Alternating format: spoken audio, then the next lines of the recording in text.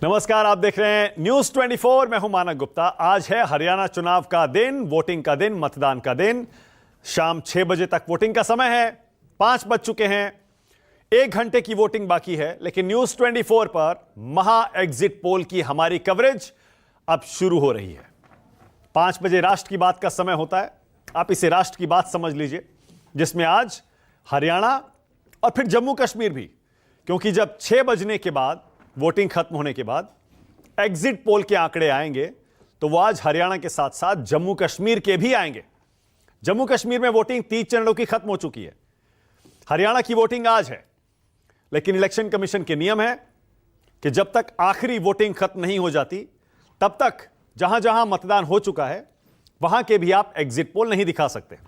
इसीलिए आज हरियाणा की वोटिंग जैसे ही 6 बजे खत्म होगी, कुछ एक 10-15 मिनट, आधा घंटा उसमें और जोड़ लीजिए, क्योंकि जो लोग पोलिंग बूथ के अंदर चले जाते हैं उनके मतदान होने तक एग्जिट पोल नहीं दिखाया जा सकता। तो 6:30 के आसपास आप ये मानकर चलिए, एग्जिट पोल के आंकड़े आपको मिलने लगेंगे। और न्यूज 24 पर जितने भी एग्जिट पोल हैं, सबके आंकड़े आपको यहां एक जगह मिल जाएंगे।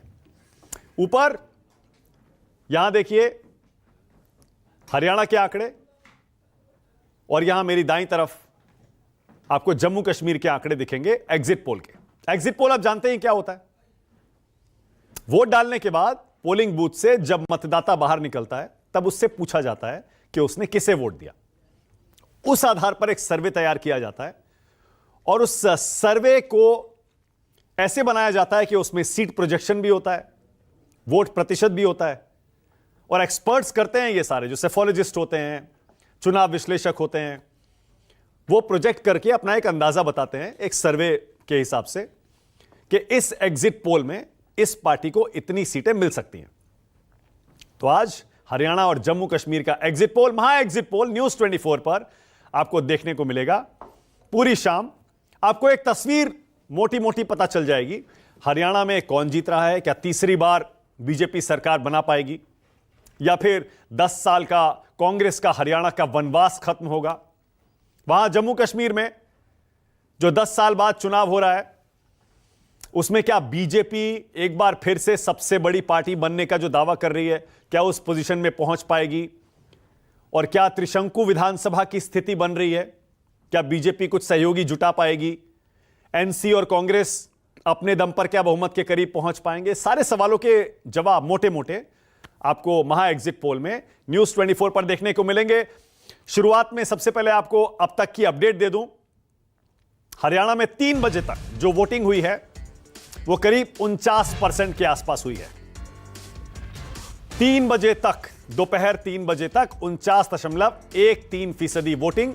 अंबाला में भी करीब उतनी ही एवरेज के हिसाब से, भिवानी में भी 50% है, फरीदाबाद 41 के आसपास, फतेहाबाद जो है 52 से ऊपर है। गुरुग्राम में सबसे कम वोटिंग है, करीब 38%। गुरुग्राम आप जानते ही हैं, दिल्ली से लगा हुआ शहरी इलाका, वहां पर कम वोटिंग किसके लिए खतरे की घंटी है, आप समझ सकते हैं। हालांकि बीजेपी और कांग्रेस के बीच आमने सामने की टक्कर हरियाणा के चुनाव में है, लेकिन कुछ सीटें ऐसी हैं जहां पर कुछ इंडिपेंडेंट स्ट्रांग माने जा रहे हैं, कुछ रीजनल छोटी पार्टियां भी कुछ सीटों पर मजबूत मानी जा रही हैं।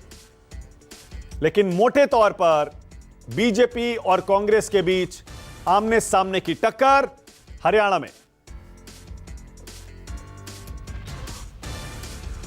तो चलिए, न्यूज 24 पर महा एग्जिट पोल में मेरे साथ जो मेहमान जुड़ेंगे, जल्दी से पहले उनसे परिचय करा दूं। मेरे साथ बीजेपी से राजीव जेटली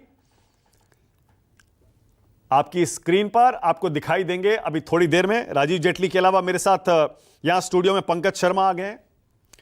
मेरे यहां बाईं तरफ अनंत विजय, वरिष्ठ पत्रकार, राजनीतिक विश्लेषक रविंदर सिंह शेरों। रविंदर लगातार राष्ट्र की बात में हरियाणा चुनाव पर ग्राउंड रिपोर्ट्स आपको देते आए हैं, अपना एनालिसिस आपको बताते आए हैं। राजीव जेटली भी आ गए। राजीव जेटली तो खुद हरियाणा से आते हैं। और मेरे साथ विनोद शर्मा जुड़ेंगे, पॉलिटिकल एडिटर हैं हिंदुस्तान टाइम्स के। ये विनोद जी आए जैसे ही मैंने नाम लिया। विनोद जी अपनी सीट संभालें। इस बीच राजू केरनी का भी परिचय करा दूं, वरिष्ठ पत्रकार हैं, जम्मू से जुड़े हैं। राजू केरनी क्योंकि जम्मू कश्मीर के बारे में भी आपको रिपोर्टिंग करानी है, ग्राउंड से आपको रिपोर्ट देनी है। हालांकि चुनाव वहां खत्म हो चुका है, लेकिन चुनाव के बाद वहां माहौल क्या है, अब तो नतीजे आने में बस 2 दिन 3 दिन का वक्त है। 8 तारीख को नतीजे आ जाएंगे। इन सबसे बातचीत करने से पहले आपको मैं जल्दी से अपने 2 रिपोर्टर्स के पास ले चलूंगा, संजीव त्रिवेदी और ऋषिकेश कुमार। संजीव जुड़े हैं मेरे साथ भिवानी से।